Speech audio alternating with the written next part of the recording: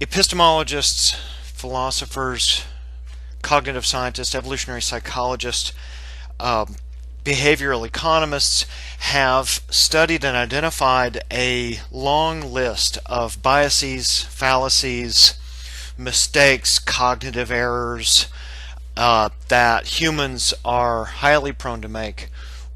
We're going to talk about a number of those this semester, but one of the most common and most central uh, and perhaps most harmful mistakes that we make, and one that's best understood, is confirmation bias. So today I want to talk about confirmation bias. I want to see if we can figure out exactly what it is, get better at identifying some of the cases, see some examples, and then get some basic strategies in mind for how best to.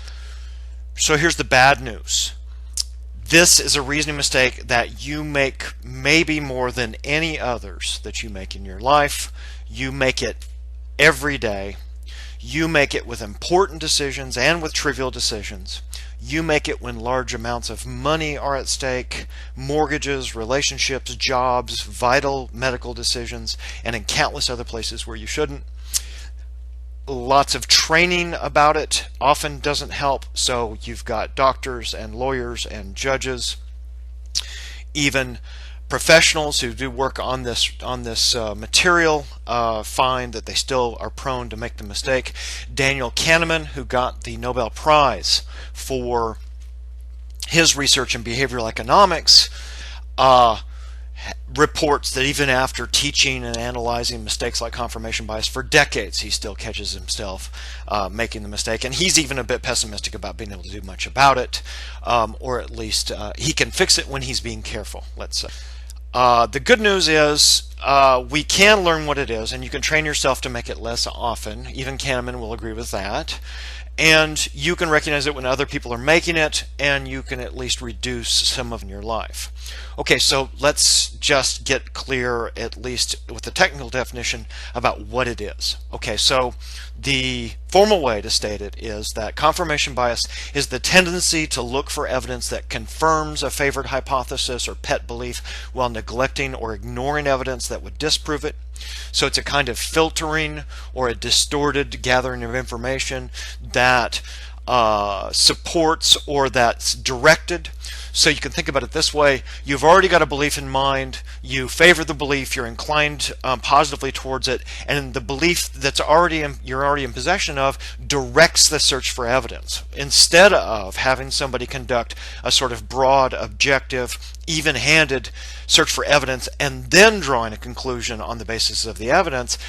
It's the belief that somebody has that directs them on where to look for evidence. So it's getting that order backwards.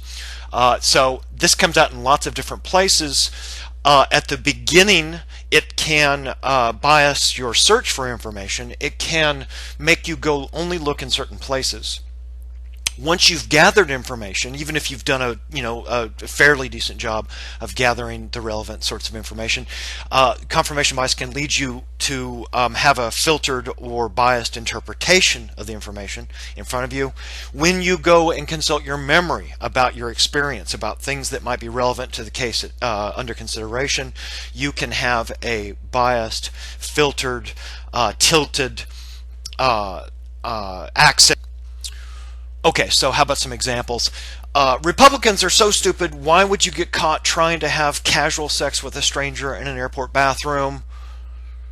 It's so weird how famous people always seem to die in groups of 3. That's one you've probably heard. I've seen so many of those VW bugs since you pointed out the ones in my neighborhood. What's up with so many people having them? Hollywood actors are short. I'm telling you, Tom Cruise, for example, is only 5'7". My dreams are special. I dreamed that something horrible was going to happen to my sister the night before she had a car wreck. After I bought my car, I looked at some positive reviews online. It really is a great car for me. I'm absolutely happy with my decision. Or another classic, see, I told you Asians are bad drivers. So let's take that example. Consider you know some guy who insists that Asians are bad drivers, and he points out an example. And of course there are examples of Asians and non-Asians and lots of folks out there. It's not that hard to find a bad driver. So he tells you that Asians are bad drivers and cherry picks out that case to demonstrate. Okay, well, you complain, you protest, you don't like what he's claimed, what he said. So he points out some more examples. So now it's starting to look sort of in his favor. But of course, what's relevant here is the broader class of drivers altogether. And it's not just the instances that he can find that are consistent with the claim he's making. It's the three other groups of drivers that he's ignoring, that he's neglecting. And it helps to think about who these other drivers are. Because of course there's going to be good Asian drivers out there. There's going to be bad non-Asian drivers out there. And there's going to be good non-Asian drivers out there. But all of those have just gone by the wayside because he's just looked at that one case, right? So that's this problem of letting the belief direct the search for evidence rather than the other way. Okay, another example. And this one is a little more relevant to philosophy of religion cases. Sometimes people take Smith, for instance. Smith is convinced that God is out there listening to her prayers, and she gives an example. So here's something she prayed for, and I tell you God's watching over me. Widespread view, lots of Americans, for instance, believe in guardian angels. They think that angels are out there watching them, taking care of them. So again, Jones is skeptical, so Jones gives Smith a hard time, pushes back, and Smith says, well, look, here's these other cases where my prayers were answered. And again, it looks the same way. Again, it's not just the hits that matter for Smith's belief, it's the misses. And this is what's really important about understanding confirmation bias, is that by the bias leads you to go find confirmations. It leads you to go find cases that are consistent or that are positive. But it's the negative ones, it's the disconfirming cases that it looks like we're really poor at searching for, we're poor at remembering them, we're poor at finding them. So that the prayers that are unanswered, and for all we know Smith has made hundreds or thousands of those, the unanswered prayers disappear from memory because there's nothing to remember about them. Smith's not keeping careful track of all of those. And Smith's perception of the success rate gets skewed. Okay, one more case. And this one will be really familiar too. Lots of people believe in alternative medical remedies. Something similar often leads us to think that ineffective or even harmful medical treatments will cure us. Here's an example. Maybe you've heard of it. Somebody says, Airborne is a vitamin supplement that I take for colds. It works for me. I took it last week when I felt a cold coming on and it cleared my cold. Okay, so you can kind of predict what's going to happen here after the previous two examples. So here's Smith again, and Smith has come to the conclusion that Airborne cures colds. How come? Well, Smith has found a case that's consistent. So last week Smith felt a cold coming on, took the Airborne, and as far as Smith recalls, Smith thinks that the cold got better. Okay, now there's a whole bunch of information here in the background that Smith is neglecting. For one thing, it's much more difficult for us to search for or remember cases that would have disconfirmed the view. So for all we know, for all Smith knows, there might be cases in the past where Smith took Airborne and Smith's cold actually got worse.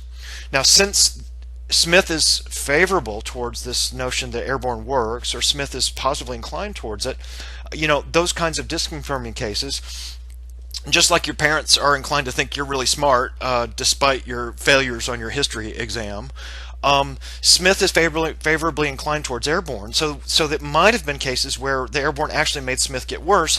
And one of the sort of sinister things about the way these alternative medical remedies are often set up is that they'll even encourage you to repeat the process or take more of it. So sometimes people will take some, and when they don't get better or they get worse, they'll take more, trying to get the extra effect. And the CDC reports every year that there's lots of cases of poisonings and allergic reactions and lots of extreme negative responses to those kinds of cases where people have taken too much of this stuff and it's not being carefully regulated. And there's another example. Say, suppose you were getting your information from Smith. Smith doesn't know about those cases. Smith hasn't gone and checked the CDC records to see how many people gotten poisoned. All Smith is thinking about is, oh, well, I felt a sore throat last week And it seems to me this stuff works. I took it and I felt better. So Smith has just got this anecdote, right, that's highly unrepresentative of the information we need. So part of what I'm trying to get us to look more closely at here is not the confirming or consistent cases, but the disconfirming cases. And we need to get in the habit of trying to think about what sorts of evidence would disprove the belief that's under consideration. Okay, now here's another big class of information that Smith has neglected. Smith hasn't kept track of the unmemorable cases where nothing happened. So there would have been lots of untreated colds in Smith's history that, for all Smith knows, they might have improved, or Smith might have gotten over the cold at the same rate as Smith did with the airborne case. But since those were untreated and unremarkable, and Smith is not making the connection, Smith's not keeping sort of careful documentation of this. Smith didn't even notice that she got better at the same rate with or without airborne, and that's what's sort of difficult about the case that she's putting up. Here's another case that confounds the problem. Smith, just like the rest of us, is not a reliable judge of the placebo effect. So here's a well-documented and widely recognized psychological effect that you can give people sugar pills, and as long as they think that it's going to help them out, they will demonstrate some improvement of their state. So since Smith is not keeping careful track of all this, and Smith is not going to be able to, from her perspective, be able to feel the difference between the placebo effect and some kind of real pharmacological effect that airborne might or might not have, Smith is not going to make that distinction. So there's going to be cases where Smith treated a cold with something else, or Smith benefited from the placebo effect and got better at the same rate, but Smith is not comparing that rate to the airborne case. And there's yet another body of evidence here that Smith is neglecting. In this case of confirmation bias, there may well have been other treatments that worked better, where they prevented the cold faster, or Smith got better at a faster rate, and Smith has tried these with better success. But since Smith is very poor at comparing rates of improvement, humans across the board are pretty bad at statistical reasoning or comparing large bodies of data, Smith wouldn't have noticed that these other treatments were actually better than the airborne case. So now look at all the circles on the screen. Smith had this pet belief and had one anecdotal case to support it, and there's these three other larger classes of information that have been discounted or neglected or ignored in Smith's given her case in favor. All right, so here's another example that's going to perhaps hit a little closer to home. Every semester after I submit grades, some student complaints come in on email, and there's a pattern here. The student gets a grade that they don't like. They're upset how low it is. They send an email to the professor and ask about what happened. And as far as they knew, they were doing great in the course, and they recall getting an A on this assignment and doing okay on the midterm and feeling pretty optimistic. So they can't understand how they got the low grade. So here's an actual quote from an email where the names have been changed to protect the innocent. So a student writes in, I just checked my grades for the spring semester, and I was surprised to have earned an F grade. I completed the major assignments for the course. I did well in the midterm, and I did well in the final. I know I didn't participate in the online forum as much as was required, but I'm still confused about the grade. I took the class material seriously and did my best on every assignment.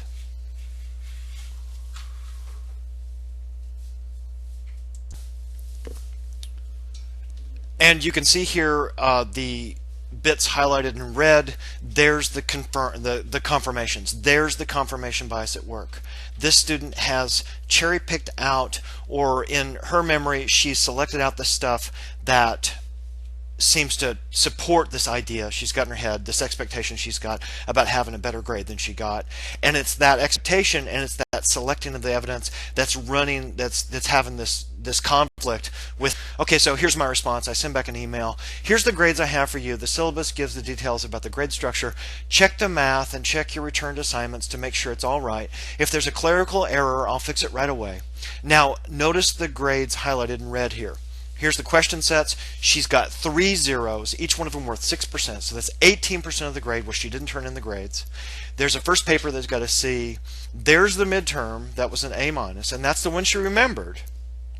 There's another paper that came in at a B, a final exam that came in at a B, more decent grades that she remembered, and that generated this expectation in her head. And there's a decent score on the outside projects. And then there's the Google group, 0 out of 8. And there's attendance and participation, 0 out of 8. And now when you add all that stuff up, between the skipped question sets, the group discussion, the attendance, you gave up 34% of the grade. So that's a full third of the graded material in the course that she skipped, she didn't turn in. So even if she had been making an A to start with, that would have put her grade down to a D. And that's all the stuff that she neglected, the disconfirming evidence that didn't register, that wasn't part of her memory, that she wasn't thinking about as the semester went along. And you know, the irony here is, it's too bad. One of the things I do my first week in critical thinking classes is I talk about confirmation bias, and I warn everybody about making this mistake, right? And this happens every semester, over and over and over again. Now, what'll happen here is that she will probably have to take the course again, and now she'll get some more evidence, and maybe this this painful mistake will illustrate. Here's another one, same story. I'm emailing you in regards to my final grade. I was hoping you could provide a detailed summary of my grades for the semester so I can understand how I received a D. I felt as though I did fairly well, particularly improving on the more major assignments. So I'd just like to know how I still failed to pass. If you could email me a more detailed summary of my grades, I would greatly appreciate it. And here's the very same story. On the question sets, this student, he's got a 0, a 0, a 56. F's there on his paper, he's got a D, on his midterm he's got a D, and the Google groups he's only got half credit. So all the red stuff again shows you there's a huge portion of the course that you know, here's all this counter evidence, and this is all stuff he got back on graded papers and just ignored all that and was dumbfounded when the grades got turned in on this. Okay, so what are we talking about? More generally here, we've seen lots of examples, and we're trying to single out, trying to identify confirmation bias, see where it happens, see some of the mechanics of it, and then we're going to work here in a minute on how to fix it. When we commit confirmation bias, we cherry pick the evidence that suits us. The student actively remembers the good grades, but the missed assignments and low scores are forgotten. But clearly, having an accurate and objective grasp of the relevant evidence would serve us well. We don't want to ignore evidence indicating something negative or disastrous or dangerous because it doesn't suit what we want to be true. Even if it's something awful, you need to know about it, right? Especially if it's going to harm. Okay, so here, for example, are a bunch of cases, right? Real world cases where there's going to be some substantial harm could come of making this mistake. And these aren't made up. This actually goes on a daily basis all over the place. Imagine if a doctor acquired a skewed view of the evidence concerning potentially fatal disease this way. Suppose the Secretary of State ignored significant negative indicators in the behavior of an aggressive and hostile foreign country. Suppose a potential employer asked you how you did in your critical thinking course in college, and then she checked your transcripts against your distorted memory. Suppose you spend thousands of dollars over the years on losing lottery tickets, and you probably know somebody like this because of the occasional win that sticks out in your memory, and the losses get forgotten. Suppose you spend time praying to God frequently, hundreds or thousands of times in your life, and on the rare occasions when something vaguely resembling what you prayed for came true, you count that as an answered prayer, while you ignore the thousands of misses. Suppose you think your system for winning at blackjack in Las Vegas works, and you selectively remember the wins for, say, a few $100s, while you ignore the fact that you lost thousands. And that one goes on all the time. You know somebody who's doing that. Make a mistake. All right, so let's see. Let's talk about some of the repairs. How can you address this thing? And I don't have a sort of careful program here, but I'm going to ask a bunch of questions. I'm just going to raise our consciousness about this. What can we do to treat it? Here's some questions we ought to be asking. Am I starting with a belief that I am already favorably inclined towards, and then searching for information that's merely consistent with it? Am I actively looking for information that would disconfirm the belief if it was there? What would evidence that would disconfirm the belief look like if it was there? Did I conduct a search for evidence that favored a particular outcome? Did my belief guide my search for the evidence, or did I gather evidence and then let the conclusion come out of that that's driven by the evidence, and not getting the order backwards? Did I counter my enthusiasm for the conclusion with sufficient skepticism? Am I prepared to give up my pet belief if the evidence demands it? What evidence would it take to get me to give it up? Did search satisfaction lead me to stop looking for evidence purely? Okay, so we can wrap it up. What is confirmation bias? It's the mistake of neglecting or ignoring evidence that doesn't confirm a favored belief.